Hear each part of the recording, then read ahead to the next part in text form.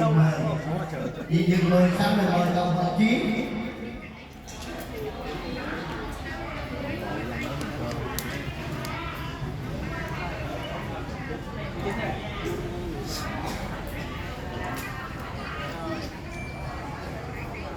Cậu mở chiến, mời cậu mở chiến, mở chiến em đi. Cậu không dám tới này mình mở thôi. Cậu mở chiến xong rồi mời cậu mở cút.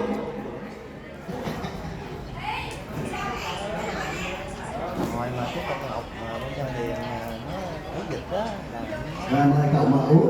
Cậu mở út xong rồi tất cả anh chị bên ngoài có ai lên mở cho em cho chị mình không? hồi 2/16 chuyển Ngọc Tình thì ngay sau em chơi với anh chị đó. Rồi như vậy là hết rồi, anh chị không có, như vậy là thôi thế thì